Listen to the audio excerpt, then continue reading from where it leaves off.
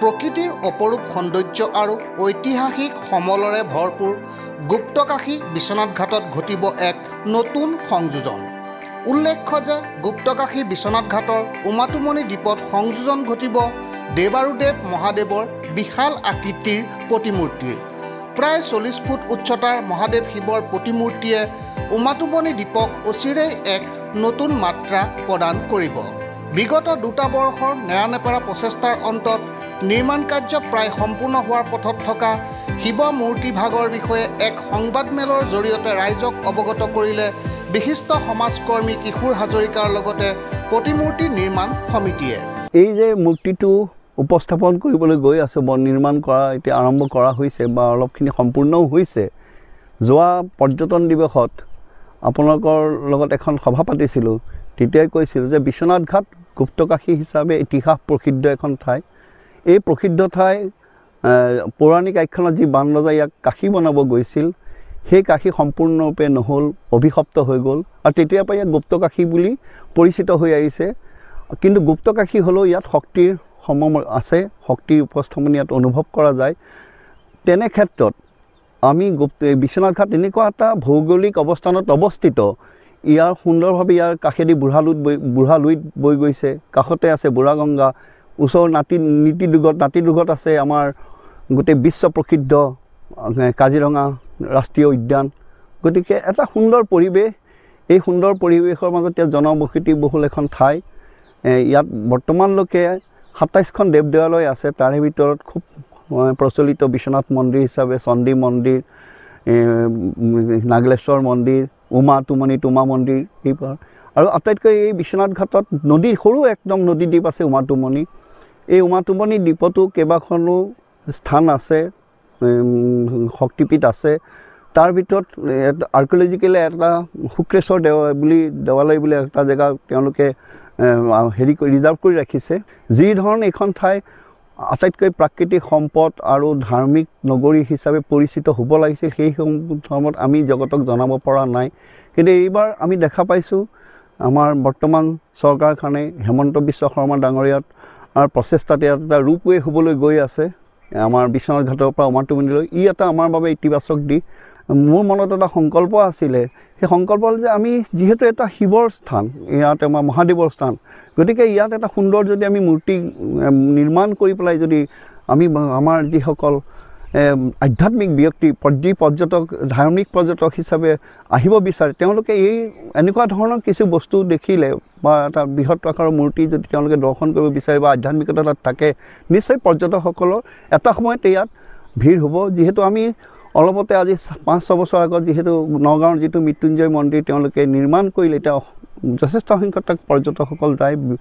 গতিকে আমিও বিশ্বনাথ ঘাটক তেনেধৰণে এটা প্ৰচেষ্টা মই চলাইছোঁ, যাতে এটা বৃহৎ আকাৰৰ শিৱ মূৰ্তি নিৰ্মাণ কৰি ইতিমধ্যে সমাপ্ত কৰিছোঁ। এই সম্পূৰ্ণৰূপে মই আৰু মোৰ পৰিয়ালে এইটো বৰ্তমানলৈকে ব্যয় কৰি আছোঁ।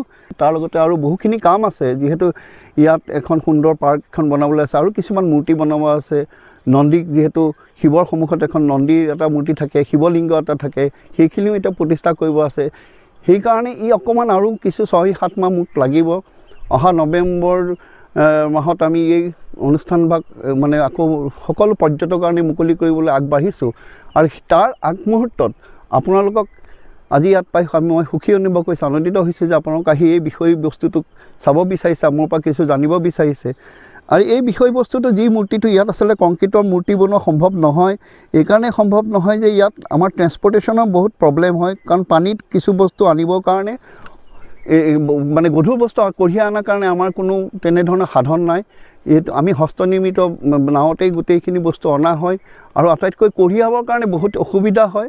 সেইকাৰণে আমি লঘু এটা কি বস্তুৰে লঘু এটা মেটেলিক বস্তুক আমি ইয়াত ব্যৱহাৰ কৰিবলৈ ওলাইছিলোঁ। এই মূৰ্তিটো মই যোৱা নেপালত আজি 2 বছৰ আগত যাওঁতে দেখা পাইছিলোঁ। তেতিয়াই মোৰ মনত এটা ভাবিছিলোঁ যে আমি বিশ্বনাথ ঘাটত তেনেধৰণৰ মূৰ্তি এটা প্ৰতিষ্ঠা কৰিলে ৰাইজৰ পৰ্যটকসকল নিশ্চয় এটা ভিৰ হ'ব। গতিকে সেই যোগাযোগ কৰোঁতে বংগদেশৰ আমাৰ কলকাতাৰ তাৰ কিছু আহিছিলে, আমাৰ এই মূৰ্তি বনোৱা নিৰ্মাণ কাৰ্যকৰী এটা তেওঁলোকৰ ফাৰ্ম আছিলে। তেওঁলোকে ইয়াত আহি জেগা চাই স্থান চাই নিৰ্মাণ কৰিম বুলি আগ্ৰহ প্ৰকাশ কৰিলে আৰু তেওঁলোকৰ যোগাযোগ অৰ্থে এই মূৰ্তিটো নিৰ্মাণ কৰা হ'ল। এইটো সম্পূৰ্ণ ফাইবাৰ ৰেইনফোৰ্সড পলিমাৰ বুলি কয় এই মেটেলটো আৰু ই প্ৰায় 200-300 বছৰ ধৰি একো ইয়াত অনিষ্ট হ'বলগীয়া নাই কাৰণ কিন্তু 5 বছৰ মূৰে মূৰে আমি পেইণ্টটো কৰিব লাগিব পেইণ্ট কৰাত অসুবিধা নাই যেহেতু আজিকালি গোটেইখিনি মেচিনৰে সকলে পেইণ্ট কৰে গতিকে 5 বছৰলৈকে এতিয়া আমি যি পেইণ্ট কৰিছোঁ যি ৰং দিছোঁ ই ক্ষতি নহয় মূৰ্তিটোৰ যিটো প্লেটফৰ্ম আছে প্লেটফৰ্মৰ পৰা আপোন 30 ফুট ওখ আৰু প্লেটফৰ্মটো যিটো আমি বেদি বনাইছোঁ সেইটো 10 ফুট সৰ্বমুঠ মাটিৰ পৰা 40 ফুট ওখ মূৰ্তিটো গুপ্তকাশী বিশ্বনাথৰ যিটো বিশ্বনাথক পৰ্যটনস্থলীলৈ পৰিৱৰ্তন কৰা যিটো মানসিকতা আৰু যিটো সপোন দেখা বিশ্বনাথ চাৰিআলিত মানুহৰ সংখ্যা একদম নগণ্য আছে কেইজনমান মানুহে সেই সপোনটো দেখি আছে তাৰ ভিতৰত অন্যতম আমাৰ কল্পদাই এই সপোনটো দেখি আজি এই পৰ্যায়ত আমি পাই গৈছোঁ যে বিশ্বনাথৰ যিটো উমাটুমুনি ধাৰ্মিক পৰ্যটনৰ ক্ষেত্ৰই হওক অথবা পৰ্যটনৰ ক্ষেত্ৰতে হওক এই উমাটুমুনিক লৈ আমি যেটো চিন্তা চৰ্চা কৰিবলগীয়া আছিল বিশ্বনাথবাসী হিচাপে বিভিন্ন ঠাইত আলোচনা হৈ আছে আৰু ভৱিষ্যত দিনত আমি এনে ধৰণৰ এটা পৰিবেশ এটা বিচাৰি আছো ইয়াত যেটো পৰিবেশে বিশ্বনাথ চাৰিআলিৰ অৰ্থনৈতিক উন্নতি হোক সাংস্কৃতিক উন্নতি হোক ধাৰ্মিক উন্নতি হোক প্ৰতিটো ক্ষেত্ৰত পৰ্যটকসকল যেতিয়া ইয়াত আগুৱাই আহিব অহাৰ পিছত আমাৰ যিখিনি উন্নয়নৰ যিখিনি ধাৰা সেইখিনি আগুৱাই লৈ যোৱাৰ ক্ষেত্ৰত সহযোগ হ'ব বুলি আমি এটা ধাৰণা ৰাখিছোঁ আৰু এটা কথা স্পষ্ট হৈ আছে ইয়াত চাওক গুপ্তকাশী হিচাপে কাশীৰ পিছতে বিশ্বনাথ ঘাটক ভাৰতৰ ভিতৰত এটা প্ৰচলিত নাম হ'ল গুপ্তকাশী এখন আমি ইয়াত যিখিনি আমাৰ মঠ মন্দিৰ আছে তাৰ পিছত আমি এতিয়া য'ত বহি ইয়াত আমি আপোনালোকৰ সন্মুখত কথা পাতি আছোঁ ইয়াৰ পৰা আগত দেখোঁতে আমি দেখি আছোঁ কাজিৰঙাৰ জীৱ জন্তুখিনি নদীৰ সিপাৰে ঘূৰি আছে এই মনোমোহা এটা পৰিৱেশ এই পৰিৱেশক আমি বিশ্ব দৰবাৰত প্ৰতিষ্ঠা কৰাৰ কথাখিনি যেটো চিন্তালৈ আমাৰ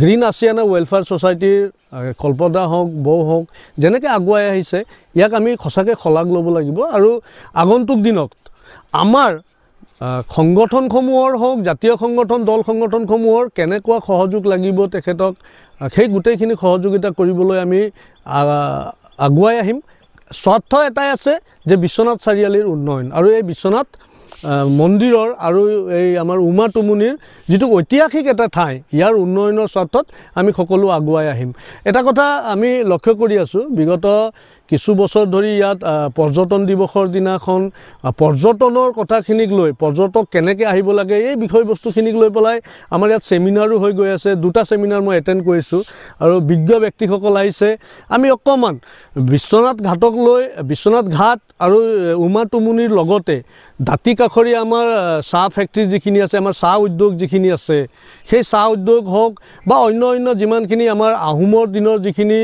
কীৰ্তিচিহ্নসমূহ আছে সেই গোটেই বস্তুখিনিক এটা জেগাত ৰাখি আমি এটা যদি পেকেজ সিস্টেমত আমি আগুৱাই যাম তেতিয়াহ'লে কিন্তু নিশ্চয় এদিন আমি সফল পাম বুলি আমি আশাবাদী বিশ্বনাথৰ পৰা ৰমেশ চন্দ্ৰ চয়নৰ ৰিপৰ্ট নিউজ নৰ্থ আছাম